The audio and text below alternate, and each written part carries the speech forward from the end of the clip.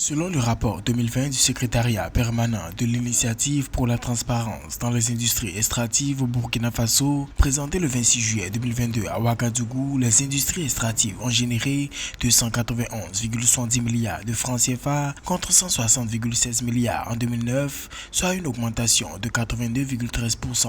Sur ces fonds, 237,31 milliards de francs CFA ont été versés au trésor public et le reste destiné aux paiements sociaux. Le fait de ne pas avoir une économie équilibrée avec plusieurs secteurs d'activité porteurs de croissance économique et sociaux est un danger.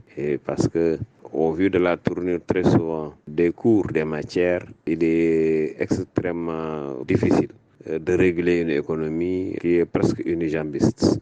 Le rapport indique que la production des industries extractives en 2020 a contribué à 14,30%, soit 237,31 milliards de francs CFA des recettes de l'État et 16,2% du produit intérieur brut, la contribution au secteur de l'emploi étant de 51 631 employés. Des chiffres qui, selon le président de la Chambre des mines du Burkina Faso, Adama Soro, révèlent l'importance du secteur minier, mais aussi la fragilité de l'économie burkinabé dépendante des industries extractives.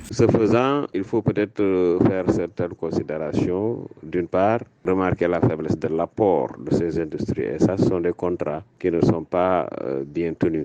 La deuxième chose, c'est de comprendre quand même que l'économie burkinabé est pourtant dynamique sur le plan de la diversification parce qu'on peut noter l'autosuffisance en riz. Et beaucoup de céréales aussi sont cultivées. Et c'est peut-être la guerre aujourd'hui qui a miné cette agriculture. Par conséquent, je crois que c'est une économie certes qui a des problèmes avec ces industries extractives qui ne donnent pas suffisamment de redevances, mais il faut considérer aussi que tout de même le Burkina dispose de domaines agro-industrie assez dynamiques.